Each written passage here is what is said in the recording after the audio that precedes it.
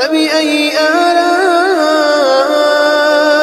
ربكما تكذبان میرے عزیزوں، دیکھو کوئی دکانوں پہ محنت میں لگا ہوا ہے،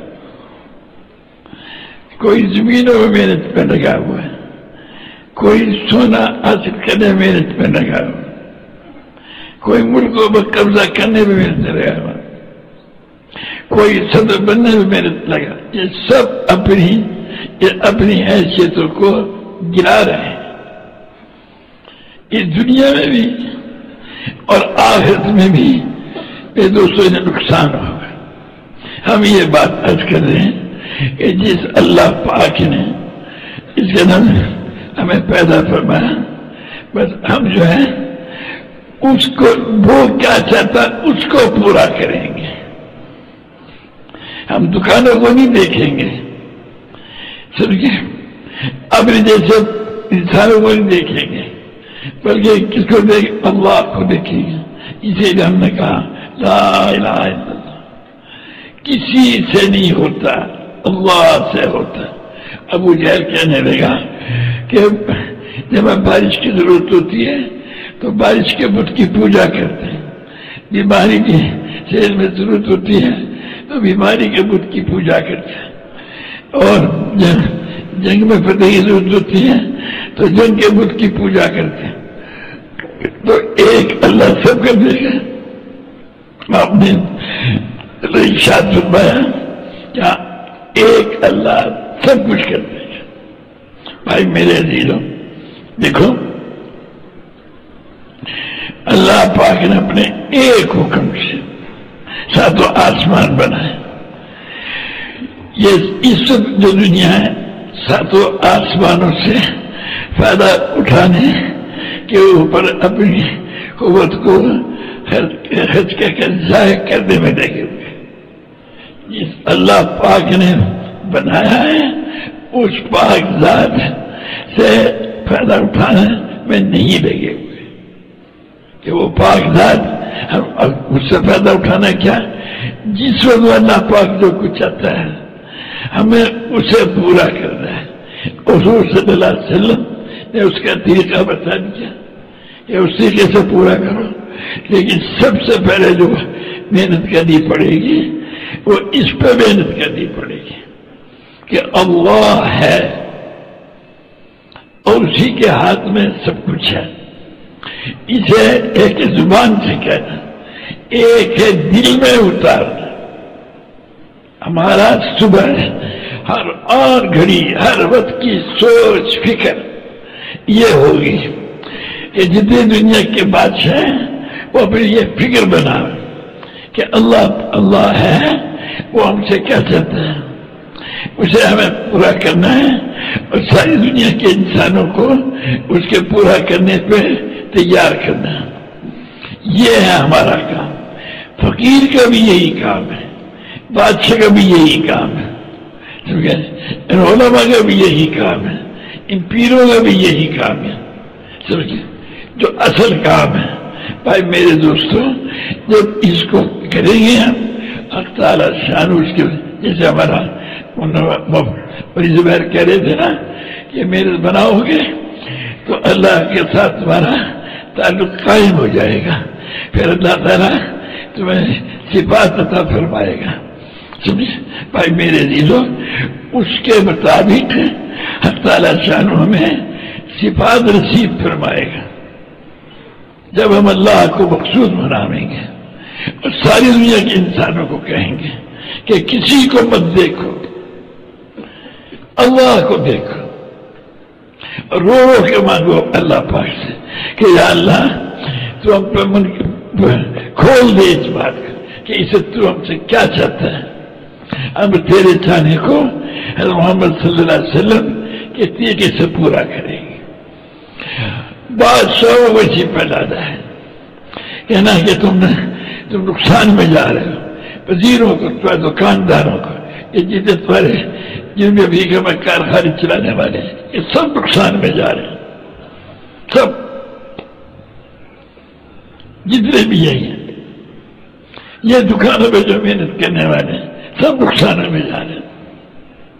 کیوں؟ ان کی بنیاد یہ ہے کہ دکان چلے گی جب کام بنے گا. یہ نہیں جس وقت اللہ پاک جو کچھ چاہتا ہے، اللہ نے جو کچھ چاہا ہم اس کو پورا کریں گے اور محمد صلی اللہ علیہ وسلم کے طریقے سے پورا کریں گے. یہ ہے نبیوں کا کام، اور یہی کام اللہ نے حضور صلی اللہ علیہ وسلم کی برکت سے، یہی کام جس نے کلمہ پڑھا اس کا اللہ نے اس کا بھی یہی کام بنا دیا محض اپنے فضل و کرم سے.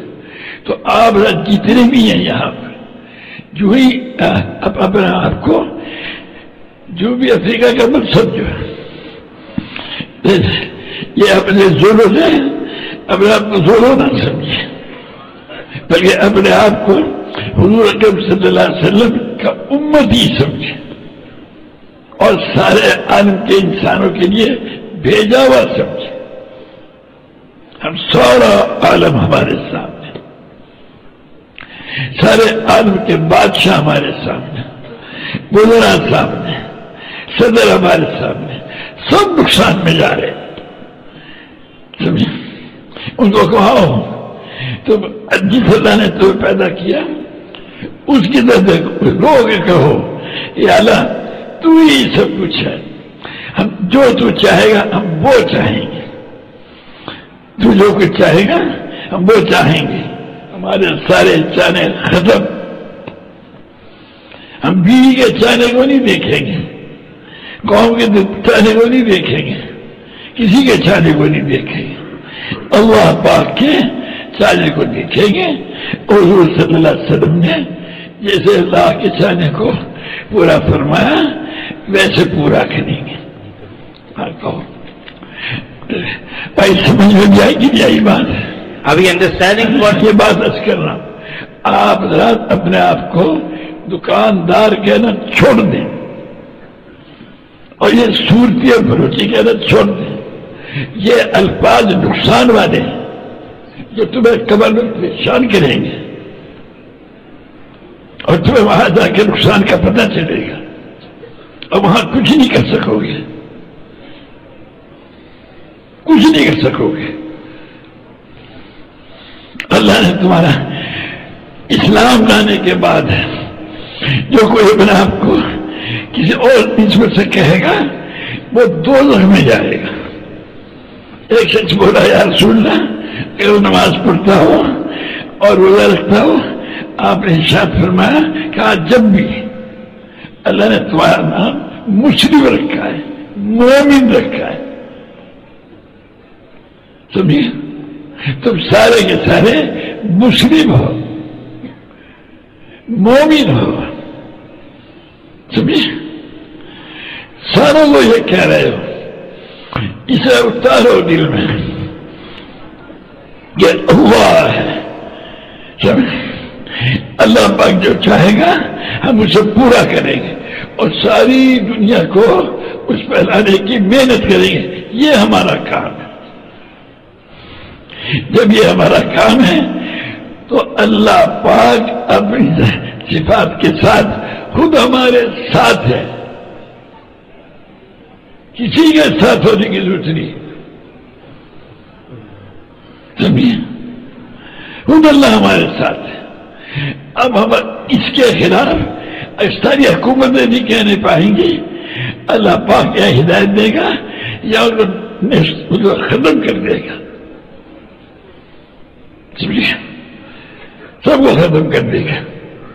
تو اس لیے ہم یہ کہہ رہے ہیں کہ ان بیچاروں کو جتنے یہاں کے رہنے ساری دنیا میں جو رہنے والے ہیں ان سے کہو بھائی دیکھو اسے دل میں اتار لو کہ اللہ ہے، اور ہم وہ کریں گے جو اللہ پاک ہم سے چاہے گا. اور محمد صلی اللہ علیہ وسلم نے اس طریقے سے پورا فرمایا اللہ کے چاہنے کو ویسے پورا کریں گے.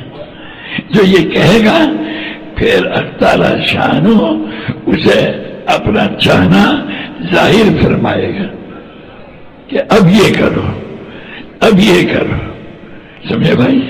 تو ہر حال میں، ہر جگہ، ہر وقت ہر تعالیٰ جانوں پر کھول دے گا. بس ہمارا کام کیا ہے؟ ہمیں سارے آدمی کو، پہلے نبیوں کو اللہ نے بھیجا کسی قوم کے لیے، کسی ملک کے لیے، کسی زمانے کے لیے. ہمارے حضور صلی اللہ علیہ وسلم کو بھیجا سارے عالم کے انسانوں کے لیے. اس لیے جو حضور صلی اللہ علیہ وسلم کے اوپر ایمان لایا، خود بخود اس کے اوپر سارے عالم کی ذمہ داری آ گئی. مختلف الرحمان اپنے آپ کو مدرسے کا ذمہ دار سمجھتے، ارے گڑبڑ کرتے ہیں. سارے عالم کی ذمہ داری آ گئی. اب اگر اپنے آپ کو سارے عالم کے انسانوں کو اس پہ لانے کی ذمہ داری نہیں سمجھتے تو اس کا بے حد نقصان میں جاتے.